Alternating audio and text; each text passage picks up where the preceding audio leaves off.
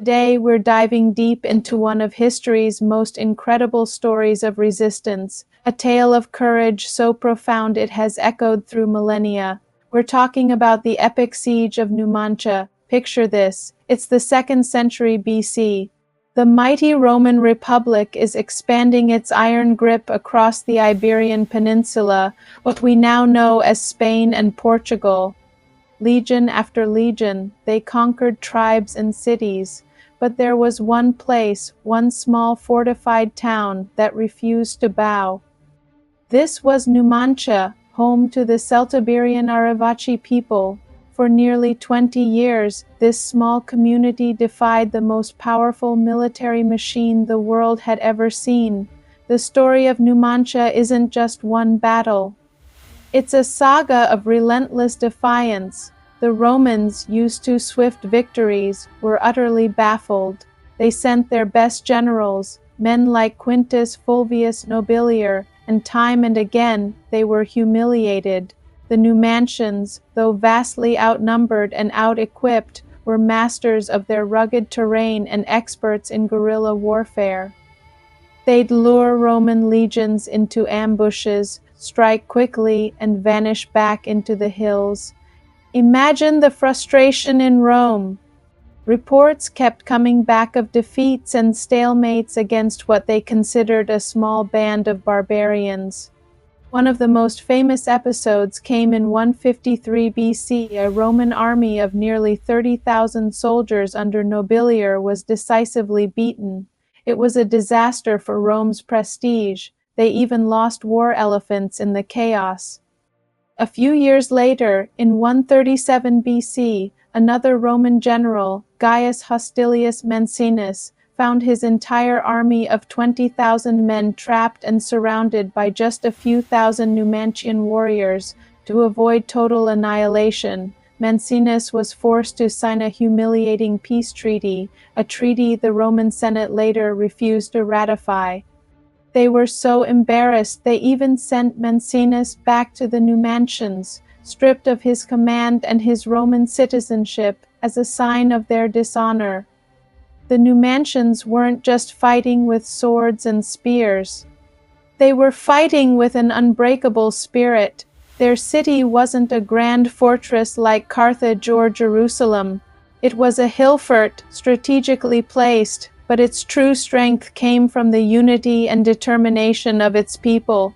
Every man, woman, and child was committed to one thing: freedom. They would rather face any hardship than live.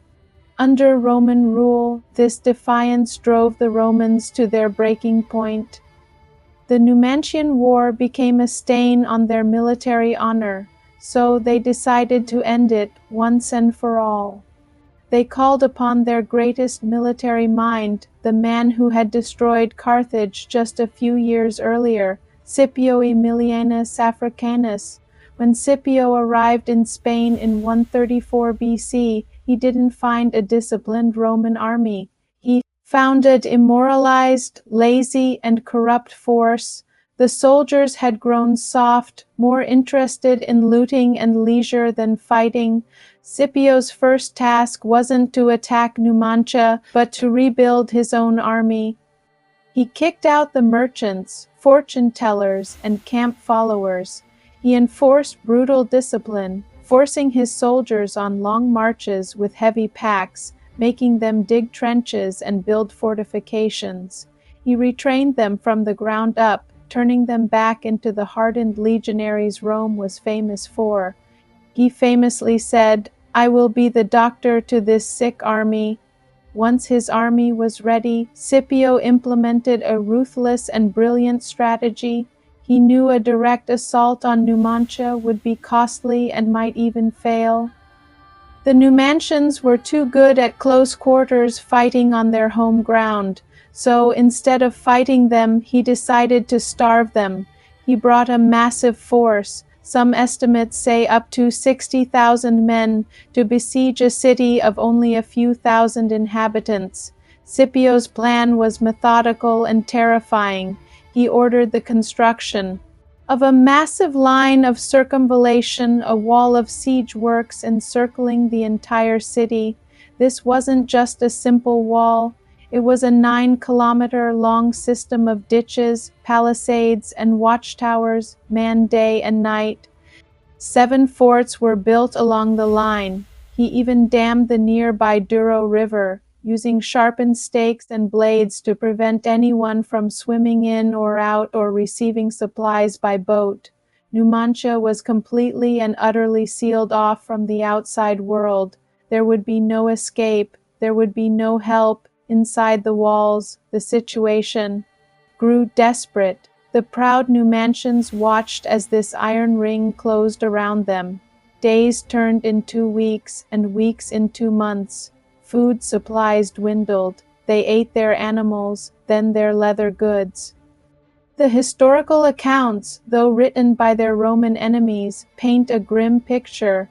Starvation set in, disease followed.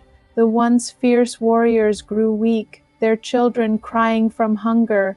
Yet their spirit did not break. They launched desperate sallies against the Roman lines, trying to break through, but Scipio's fortifications were too strong. They were trapped. One of their leaders, a man named Retogenes, managed a heroic but ultimately futile breakout. With a small band of men, he scaled the Roman wall one night, killed the sentries, and rode out to seek aid from neighboring tribes. But the other tribes were too terrified of Rome. Retogenes returned to Numancia empty-handed, having to fight his way back through the Roman lines. As the months dragged on, the situation became unbearable. The Greek historian Appian tells us they were reduced to cannibalism to survive. Facing a slow, agonizing death by starvation, the Numantians sent an envoy to Scipio, begging for honorable terms. They asked to be allowed to fight a final, decisive battle. They preferred a warrior's death on the battlefield to the slow degradation of starvation. Scipio, cold and calculating, refused. His orders were to utterly destroy Numancia and its people, to make an example of them that would echo throughout Iberia.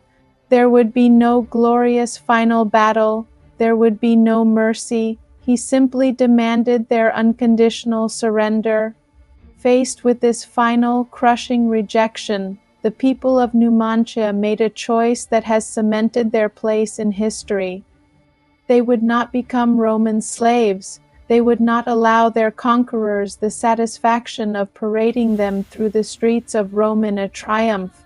They chose death over dishonor. In the summer of 133 BC, after more than 8 months of siege, a strange silence fell over the city.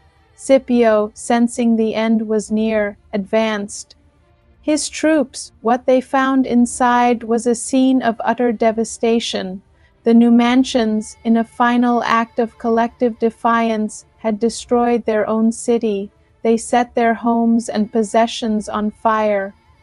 And then, according to the sources, many took their own lives. Rather than surrendering, they chose to die as free people. When the Romans finally entered, there were very few left to enslave. The city was a smoking ruin, its streets filled with the bodies of those who had chosen their own fate. Numancia was no more. Scipio had won. He had erased the city from the map, but in a strange way he had also lost. He was denied the full glory of his victory. The spirit of Numancia had eluded him. He couldn't conquer their will. This act resonated so powerfully that even Roman historians wrote about it with a sense of awe and respect. The story of Numancia became a powerful symbol. For centuries, it has represented the ultimate sacrifice for freedom and independence.